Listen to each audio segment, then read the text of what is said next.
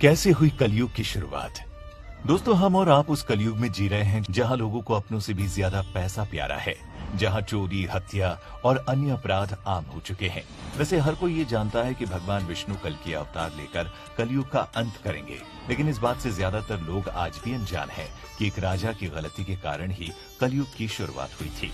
भागवत पुराण के अनुसार महाभारत का युद्ध खत्म होने के कुछ समय बाद भगवान श्री कृष्ण एक दिन एक पीपल के पेड़ के नीचे विश्राम कर रहे थे। तभी जरा नाम के एक बहेलिये ने भगवान श्री कृष्ण को हिरण समझकर दूर से ही उन पर तीर चला दिया, जिसके बाद उन्होंने देह त्याग दिया और बैकुंठ की ओर चले गए।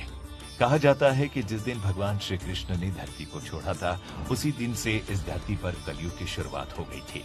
वहीं एक दूसरी कथा के अनुसार जब धर्मराज युधिष्ठिर अपना राजपाट अर्जुन के पोते और अभिमन्यु के बेटे राजा परीक्षित को सौंपकर अन्य पांडवों और द्रौपदी के साथ स्वर्ग यात्रा पर निकले, तब कलयुग की शुरुआत हुई थी। दरअसल पांडवों के जाने के बाद एक दिन धर्म बैल का रूप लेकर गाय के रूप में बैठी पृथ्वी देवी से सरस्वती नदी के किनारे मिले। जब पृथ्वी ने बैल रूपी धर्म को देखा तो उनकी आंखों से आंसू बहने लगे। इस पर धर्म ने उनसे रोने का कारण पूछा।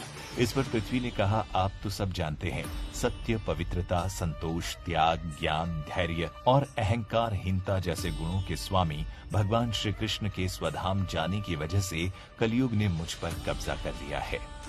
पहले भगवान कृष्ण के चरण मुझ पर पड़ते थे, जिसकी वजह से मैं खुद को सौभाग्यशाली मानती थी, लेकिन अब ऐसा नहीं है। अब मेरा सौभाग्य खत्म हो गया है। अभी बैल रूपी धर्म और गाय रूपी पृथ्वी एक दूसरे से बात कर ही रहे थे, तभी वहां असुर रूपी कलयुग पहुंच गया और दोनों को मारने लगे। कलयुग जब ऐसा कर रहा था तो वहां से गुजर रहे राजा परीक्षित ने ये सब देख लिया और वो कलयुग पर बहुत क्रोधित हुए।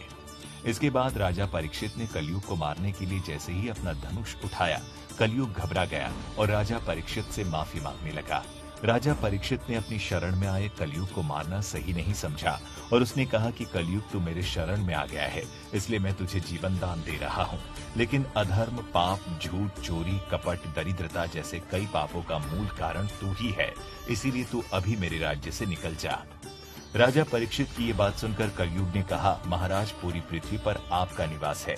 पृथ्वी पर ऐसा कोई भी स्थान नहीं है जहां आपका राज्य ना हो। ऐसे में मुझे रहने के लिए स्थान प्रदान करें। कलयुग की ये बात सुन राजा परीक्षित कुछ सोचने लगे और फिर कुछ क्षण बाद बोले, मैं तुझे रहने के लिए जुआ, मदिरा, पर स्त्री गमन और हिंसा जैसे 4 स्थान देता हूँ, क्योंकि इन सभी जगह झूठ, मद, काम और क्रोध का निवास होता है, इसीलिए तू इन 4 स्थानों पर रह सकता है। ये सुनकर कलयुग बोला, हे राजन, ये 4 स्थान मेरे रहने के लिए पर्याप्त नहीं है, इसलिए मुझे कोई और जगह भी दें। इस मांग पर राजा परीक्षित ने कलयुग को स्वर्ण यानी कि सोने के रूप में 5वां स्थान भी रहने के लिए दे दिया। वहीं स्वर्ण रूपी स्थान मिलते ही कलयुग राजा परीक्षित के ही सोने के मुकुट में वास करने लगा। और एक बार जब राजा परीक्षित ने ध्यानमग्न शमिक ऋषि से पानी मांगा तो कोई उत्तर नहीं मिलने पर उनके मुकुट पर वास कर रहे कलयुग के प्रभाव से ही राजा परीक्षित ने ऋषि के गले में मरा हुआ सांप डाल दिया था, जिसके बाद 7वें दिन तक्षक सांप ने राजा परीक्षित को डस लिया था। कहा जाता है कि अगर राजा परीक्षित ने कलयुग को धरती पर रहने के लिए स्थान नहीं दिया होता तो ना उनकी मृत्यु होती और ना ही कलयुग धरती पर वास करता।